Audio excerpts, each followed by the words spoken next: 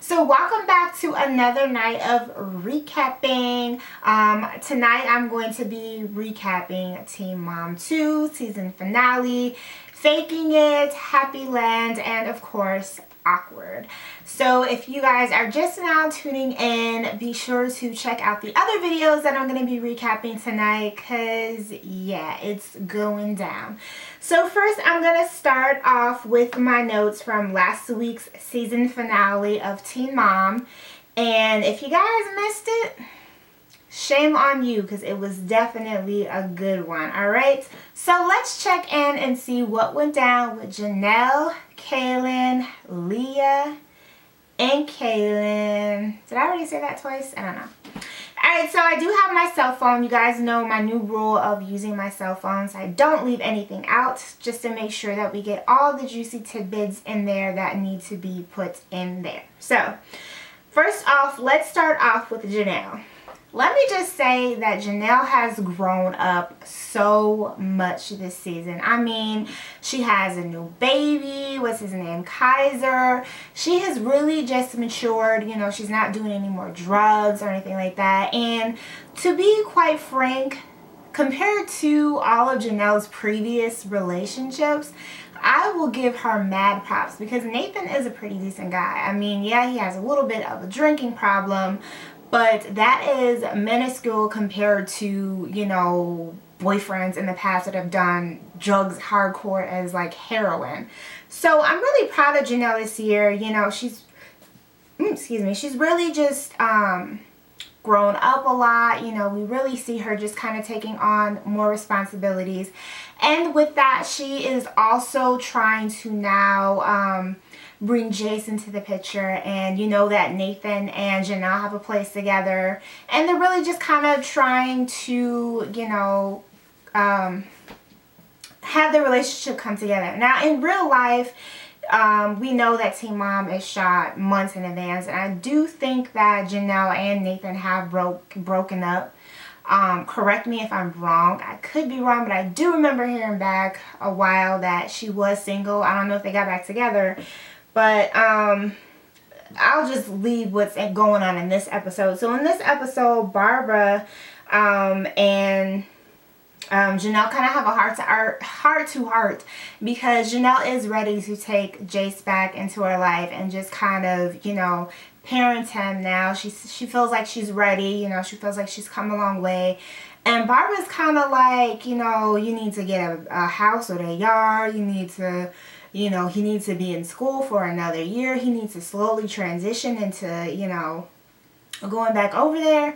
And, you know, to be quite frank, I do kind of have to agree with Barbara because even though Janelle is doing fantastic right now, I do think that, you know, Janelle's track record is not the best. You know, let's just be real. Her track record is not the best. Yes, she has come a long way. But, you know, I do have to agree with with Barbara and just saying that, you know, I think she needs a little bit more time developing and just kind of, you know, continuing to mature before she is ready to take Jace back. Also, you know, Jace is what, 4 years old, 5 years old. You know, you have to keep in mind that this is still a little boy. And, you know, putting him in a new environment is going to be confusing. So I do agree with Barbara in saying that it's something that has to be slowly transitioned, you know, if he's going to go back and live with Janelle versus just bam, you know, one day he just moves in with Janelle, he just moves in with mom. You know, no, he's a little kid, you know, he needs to adjust. And then when Janelle was asking him, you know, who did you want to live with? You know, he was confused. He didn't know where he wanted to live because obviously he's been with Barbara for so long. But of course he loves Janelle. He loves his mom. So yeah, it's just a really, you know, confusing situation. But I do think that eventually Jace will probably, you know, go ahead and be back with Janelle. Like I said, I don't know if Nathan and Janelle are back together. I'll be honest in saying that I semi-follow their real lives. Not their real lives, but you guys know what I mean. Like real-time life versus showtime life, if that makes sense.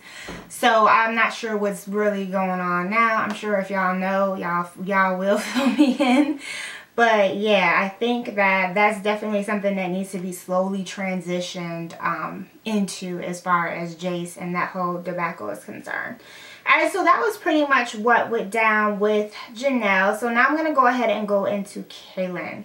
So as you guys know, Issac has been living with Joe pretty much the whole summer, and Kailyn has been missing him. You know, she does have her other baby, what is his name, Lincoln, I think. But, you know, she misses Issac. She loves Issac and she misses him. So they go to pick him up. I don't remember exactly how long he's been gone, but it's been like the longest amount of time ever that he's been away from Kailyn. So, of course, she's missing him. And during the time that he was gone, there was an incident that occurred, and it's basically Joe took Issac to get a haircut, and Kailyn feels like the haircut wasn't appropriate, and she made a comment saying, you know, he can't wear that type of haircut because he's half white. You know, he's half, you know, Hispanic, he's half white. You know, he can't wear that type of haircut. And when I first heard, you know, Joe saying this, I was like, wait a minute, that doesn't sound like Kailyn, because Kailyn is not racist. Like, she has 2 Hispanic sons. Like, she's married to, you know, Javi. Like, she's definitely not racist. But basically what she was saying was that she didn't want Issac to get that haircut because she felt like the haircut was a little bit too thuggish. And here's what my thoughts was at. Like, obviously they were fighting back and forth of it. We didn't get the full picture of that till the end when they met up, and he was like, she was basically like, you know, you're getting this haircut for him, it's a little bit too thuggish, and you're dressing him like a thug. Now, I didn't really see anything that looks kind of thuggish, you know, to me, but we don't really get to see everything, so I don't really know what we're down with that. But as far as that's concerned, you know, I don't know. I think that Kailyn just needs to watch how she says things. Obviously, you know, he is half white. Issac is half white, so she does want him to show his love for both sides, you know, and do things that are of both races, which is understandable, you know, if you have a kid that's mixed. Like, obviously you want them to be exposed to both cultures and not just one. But yeah, I mean, but to say that he's dressing like a thug, you know, Joe's dressing him like a thug, I didn't really see anything that was like thuggish. But, you know, like I said, we don't really see everything that goes on in these episodes. So, you know, maybe Joe was doing that. And I do think that both people, you know, when you're co-parenting, you do have to make sure that you're in agreement with how you are dressing the kid as a whole. So if there's something that, you know, one of the parents is dressing him like, you know, that you don't particularly like, you know, I think that you both have to kind of come to an agreement and be like, hey, you know, let's dress the kid this way, you know, not X, Y, Z, point blank, you know, I don't want him wearing that stuff. So, I mean, I kind of have to agree with Kailyn in this one. If she doesn't particularly like how Joe is dressing him, I do kind of feel like, you know, Joe shouldn't dress him that way, and vice versa. If there was a way that Kailyn was dressing him that Joe didn't like, you know, I think that they should just talk about it, and just those type of clothing options are off limits, you know, whatever it is. So I did kind of agree with that. They did meet up, and when they met up, you know, Kailyn pretty much left. She's like, I'm done talking about it, Joe. Now, this is Kailyn, you know, that's something she needs to work on, because whenever she gets into an argument with somebody, she just shuts down. She just, like, walks away, like, I don't want to talk about it. I don't want to talk about it. That is something she got to work on, because, you know, you, like, when you're having an argument with someone, you know, you got to go ahead and, well, I don't know. I'm just kind of rambling now. But, yeah, that was their little story. And then as far as Chelsea, okay, so Chelsea, oh, I am loving Chelsea this season, y'all. Like, she is just doing her thing. Like, I'm loving Chelsea right now. So Chelsea, she's living with this new girl, as you guys know, and she's an esthetician, and she's living with one of her friends. And I don't know what her friend does, but they don't really talk too much about her, but I guess, you know, why would they? It's Chelsea's life, you know, not her friends. So, they decided they want to go boo hunting, basically, and go on a speed date. So they get to the speed date, and the speed dating is out of town, and the speed dating is just not fun. Like, to be honest, those guys did look like a joke. Like, the guys that they showed was just kind of like, There was this one guy named Adam. He looked like really old, and it was kind of weird because who would want to date somebody that has your ex's, like, the same name as your ex? Like, who would want to do that? Like, that's just bananas. I know I would never want to date somebody that had the same name as my ex. Like, that's just weird.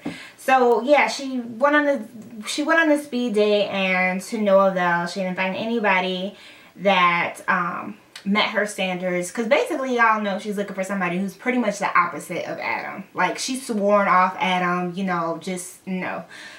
Those days of her chasing after Adam are long gone. So after they did that little speed dating thing, they pretty much swore off speed dating. They're like, okay, no more speed dating, because that was just not fun. And yeah, and I've never personally gone speed dating before. It does kind of seem like fun, but then at the same time, it kind of seems like something I really wouldn't want to do. So yeah. And then they kind of go into Adam. You know, he's basically in and out of jail at this point. And it's pretty much because of that incident of him driving when he got caught in the car. And he's been driving since then with no license, no insurance, and no license plate. So yeah, Adam is just a fool. So that was pretty much their story. And then, of course, we have Leah. And Leah, let me just first off say that I just don't know what happened between Corey and Leah. Like, things just got so bad so quick. Like, they have been co-parenting so well for like the past few seasons, and then just out of nowhere, just bam. You know, Corey wants to take the kids. You know, he thinks that, you know, Leah's not doing a good job as far as her like going to therapy and things like that. And I just, you know, I feel so, just their storyline just makes me feel just so sympathetic to them, because Leah she just seems like she's just always stressed out, just always down and out, and she just always seems like they would just do anything for their kids. They would do anything for their kids, both of them, but Leah especially, like, she just seems like she would just go, you know, over the mountain for her kids, which is how it's supposed to be. But I mean, you just really just feel it. And it's really because I just feel like she feels like she just always is fighting for, you know, her daughter, the one that's in the wheelchair. So they did get the wheelchair this time. She finally gets her little pink wheelchair, Aaliyah, I think that's her name, the one that's in the wheelchair, y'all know. She finally gets her wheelchair. And it's been over a year since she's actually applied for it. So she did have the temporary one, but she's finally gotten the real one. And then in this episode, we see Corey and Leah have like a heart-to-heart over lunch. And, you know, as far as them, you know, Corey says something along the lines of, if he could switch up his job, you know, make less money to just spend more time with his kids. I was just like, oh, that is a good man, because, man, that is just a rare thing. Like, you want to give up money, you know, to spend more time with your kids. Like, that's just beautiful. And it just really made me see Corey in a different light, to be honest. Like, I just feel like with their whole situation that, you know, Leah gets him, you know, 5 days out the week. Corey usually gets him 2, you know, usually on the weekend.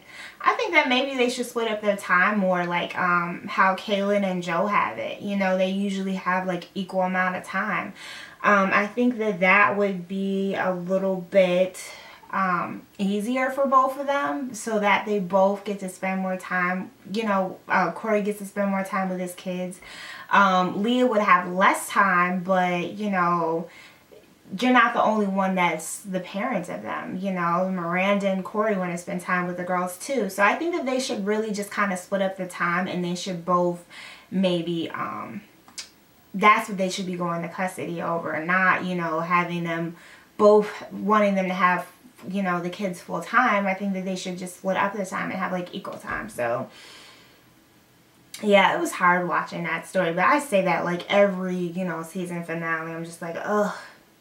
So that was pretty much it for Teen Mom. Let me know what you guys think. Obviously, this video is going up a week late, but I will be watching the reunion special. Don't think I'm going to recap it because it's kind of, you know, hard to recap the reunion. But I will definitely be recapping the next season as well as 16 and Pregnant. So make sure you guys stay tuned for that. And stay tuned for my other recaps that I'm going to be doing tonight. And I will talk to you guys later.